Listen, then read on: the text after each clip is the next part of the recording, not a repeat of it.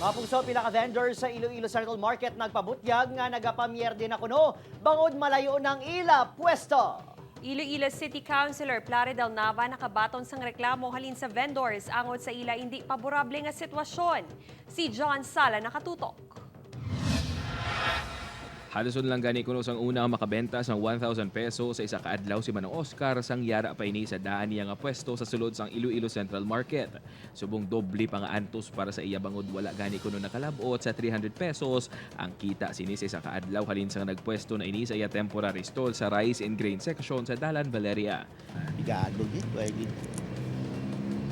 Sa kadlaw ko mga kabot mga pila ka gatos lang guro.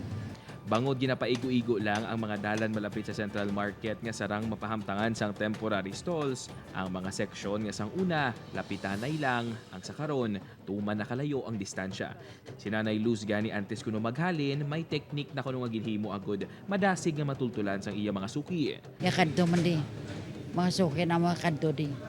Katultol naman. No, nakatul. Kaya wala pa ko ikagawain na malang na silang ko. Ang dry section nahamtang sa Aldiguer Corner, Isnart Street. Sa Rizal Street sa atubang sang University of Iloilo naman ang meat and fish section kag porsyon sang eatery section. Sa Rizal Street man nahamtang ang frozen, poultry kag variety section. Samtang sa Dalan Guangco nahamtang naman ang iban pa nga mga eatery. Ang grocery section yara naman sa Aldiguer. Ang vegetable, fruit kag flower section ginbutang sa kilid sang UI sa Fermin Caram Senior Street. Kag yara naman sa Valeria Street nahamtang ang rice, grain, repair kag mga nagapabaid. Bangod sini, pila ka mga vendors ang nagpabutsyag sang ilang mga sentimiento sa mga opisyal sa syudad kag isa sa mga nakabaton sa reklamo amo si Councilor Plari Del Nava. Dira taman kami miserable. Wala pa sila kuryente, wala pa sang tubig, di sako-sako pasulod.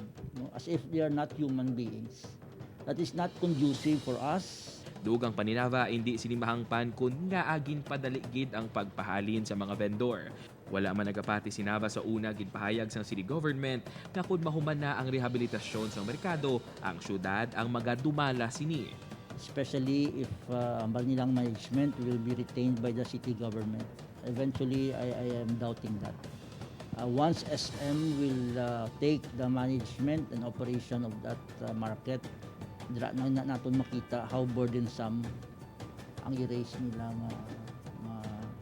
rentals. Gintingan sang news team mamako ang bahin sang Local Economic Enterprises Office apang wala pa ini makahatag sang pahayag sa issue. Upuod kay Cirilo Duque, John Sala, One Western Visayas.